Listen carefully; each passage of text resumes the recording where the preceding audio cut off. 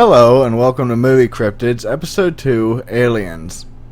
The aliens were the main antagonist in 4 movies, as well as 2 linking them with the Predator universe, and the movie Prometheus, which many feel touched on their creation story. I should mention that another movie entitled Alien Covenant, which was originally thought to be Aliens Paradise Lost, will be released next year. In the original movie, the aliens were an elusive creature that unrelentingly stalked and hunted the crew of the Nostromo.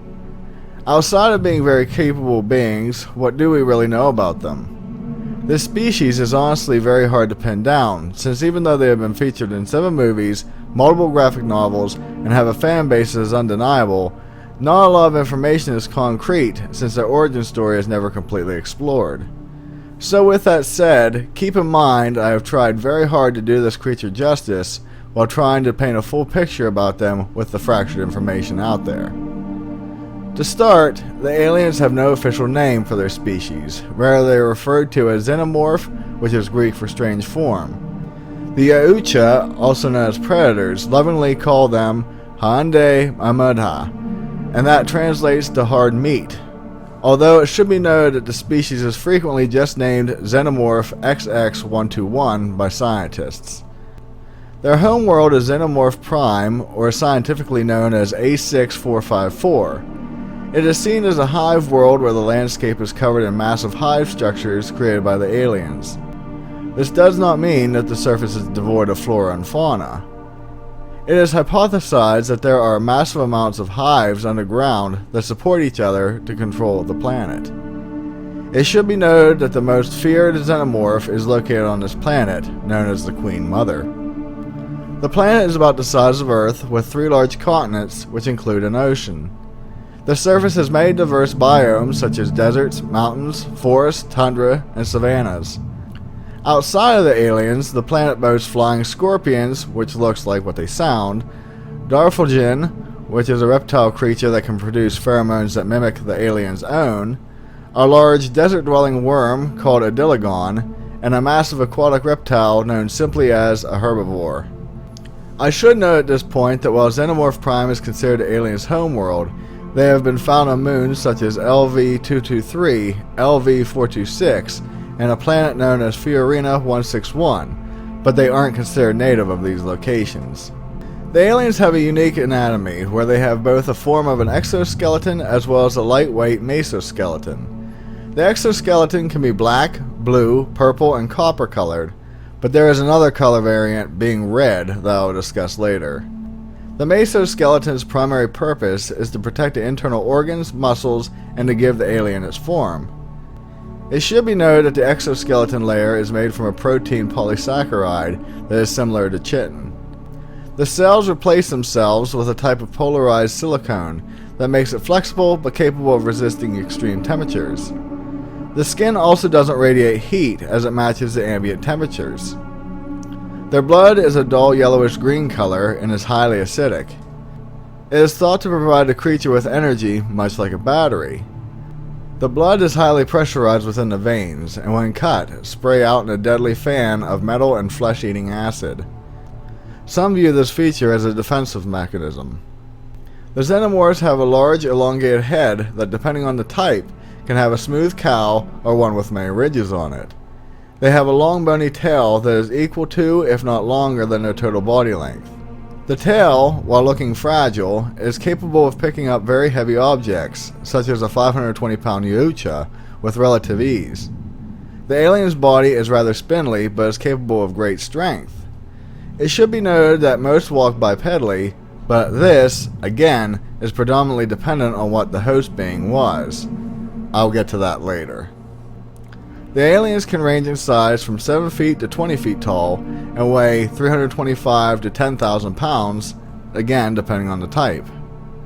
Not much is known about the lifespan of these beings, but it has been hypothesized that they are either very short or dependent on the host species. Another debated topic is how the creature sees. One theory states they use echolocation like a bat, while another says they use electroreception like a shark uses. One unique idea states that the large cowl on the head is like a double-sided mirror, and a skull with eyes are actually located underneath it. This theory is supported by images showing a human-like skull, as well as the predalien and the newborn having eye sockets. For defenses, it is thought that the aliens are well aware of their acidic blood and will spray it in battle from an open wound. There have also been cases where some of them are even capable of spitting the same corrosive liquid from their mouth. Speaking of their mouth, they have a pharyngeal jaw that is frequently seen as a tongue used for defense. This appendage is capable of punching a hole in steel with ease and is frequently seen as a weapon to puncture a victim's skull. Even though the tongue has teeth as well, no one is sure if they use it to eat or if it is only used as a weapon. The main jaws are capable of a bite that is at an estimated 6,000 psi. They have long talon-like claws in their hands that are capable of clinging to walls and ceilings, slashing through metal doors or an unfortunate human body. The tail itself has a long pointed tip on it that it uses to impale victims, and in some cases it has been known to be able to produce poison. I should note that not all have poison, since it has been seen where someone was struck with it and lived. In some cases, the tip acted like a bumblebee stinger and is separated from the tail when used. Xenomorphs communicate via a series of hisses and screams, as well as pheromones appear to be important. Frequently, it is thought that the species has a hive mind that is controlled by the queens, much like bees. During research, it was found that there is an organ inside the head comprised of what is called fullerite encased in herlanium, which is used as a psychic receptor. It is uncertain how intelligent the species is. Again, it seems to depend on the host organism. But some have been seen capable of problem solving, as well as exhibiting the knowledge of when to retreat if overwhelmed. The alien species seems to be asexual, where they can fill both roles of male and female, but when it comes to reproduction, it is purely hermaphroditic. The queen lays a group of eggs known as ovomorphs, and inside each leathery egg is either one or more facehuggers that continue the life cycle. The amount of beings in each egg depends on the size of the colony, where if the numbers are great, only one or two will be inside, but if the aliens are starting a new colony, there will be more inside to increase numbers quickly. While viewed as eggs, the ovomorphs are seen as living beings themselves. The ovomorphs grow a root-like system to gain nutrients for the facehugger inside, and can survive this way for thousands of years. Once a host species nears, the egg is opened and the facehugger leaves the ovomorph. The facehugger wraps its legs around the victim's head, and wraps its tail around the throat to prevent removal. While in this position, the facehugger provides oxygen to the host via separate tubes, and uses another tube to inject embryos into the host's throat. After this process is done, the facehugger dies and falls off. The embryo attaches itself onto the major arteries in order to gain nutrients, as well as DNA it can use to develop itself. The embryo uses the host DNA to add to its DNA in order to create a new species. Once grown, the embryo becomes a chest burster where, as it sounds, it violently tears its way through the host's chest. This form is very weak and has to slither away very quickly to hide, otherwise it could be easily killed. While hidden, the chest burster molts its skin, becoming the xenomorph adult that we all know. Outside of this process, some hosts have been taken to the hive and cocooned in a resin produced by the xenomorph drones, leaving the head exposed. This allows the facehuggers easy access to deposit the embryos. I should state that while the aliens take DNA from their hosts and add it to their own as an adaptation, which changes their final appearance, there are some cases where it doesn't matter. To expand on this, a facehugger had attached itself to a dog and came out quadrupedal rather than bipedal, and they are known as runners. However, a royal facehugger that has wing-like appendages will only produce a queen. This facehugger injects more than one embryo into its host. The Praetorian facehugger is said to be pure-blooded, so it only produces Praetorians.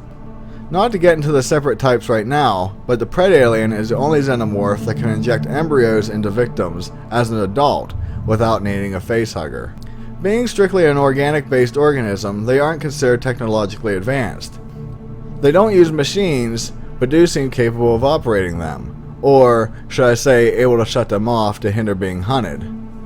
The aliens' only way of leaving the planet is via other creatures or beings that they injected their embryos in. The most consistent and obvious way that they have been able to leave their planet is by stowing away on visiting ships or just being captured and removed from the surface by another alien species. Their species is set up in a eusocial society, where there is one queen in control of the hive and birthing eggs, and all other individuals play specific roles in regards to the hive. As you may have figured, the xenomorphs operate almost like that of a bee colony. Each separate colony has a queen that is control of the hive, but all hives are controlled by one queen mother. There are rumors of a class above the queen, known as the empress, but it is uncertain if they are just an older and larger queen. The palatine is the queen mother's personal guard and are roughly the same size as her. At one time, there are only 5 with the queen mother, but they themselves can molt into a queen mother if need be. The Praetorians are the final form of the xenomorph life cycle, and are the main guard to the hive and queen, although they are smaller than the palatine. They very rarely leave the hive, but they can let out a shriek that can deafen attackers, or call in the warrior class to help it. The next class is the commander, and they are the leader over all warriors and drones. They can move a hive if need be, and they all originally started as warriors. As you may have guessed, the next class is warriors. The warriors are the main force of soldiers for the xenomorphs and are frequently what is seen in movies. Within this class, there is a hive warrior that predominantly defends the hive, but it is debated if they are a separate type or just older warriors. The next class is the drone, and their job is only to find hosts for the facehuggers, build the hive with the resin secretions, and taking care of the eggs. It is said that they are the most calm of the species, and would rather ambush the host than face them head on. It is at this point that I should mention that scientists and other species have created their own variants of the alien species. The red alien were lab created to kill the black aliens, but this plan failed. A king, otherwise known as the Rogue, was created to kill all xenomorphs, but again, this failed. The race known as engineers created a deacon alien from a black goo in the movie Prometheus. It is uncertain if this example was planned, but at one point the alien mixed with an engineer to make a proto-xenomorph, but only one of these have been found. The pred alien was not lab created or manipulated, but rather came from a Yaucha that was injected with an alien embryo. Interestingly, all aliens are vulnerable to heat except for the pred alien, as it secretes a layer over its body that won't catch fire. There are many more xenomorph types out there, but if I listed them all here, the video will be quite a bit longer than it already is. I hate to take a step outside of the cryptid side of this topic, but I felt it important to mention that a lot of inspiration behind how the aliens look in the movie is due to a Swiss surrealist painter named Hans Rudolf Geiger, otherwise known simply as H.R. Geiger. One look at his Necronom 4 and you can see the inspiration. Before I end this, and I know I normally do this with just an image, but I wanted to let you know that one of my earliest subscribers, Obscure Solid, lost his beloved pet, Bear, a few days ago, and I found out via Facebook. I decided to dedicate this video to him and would appreciate you all showing him some love in his sad time. With that, be safe, and I'll see you in the next one. Later.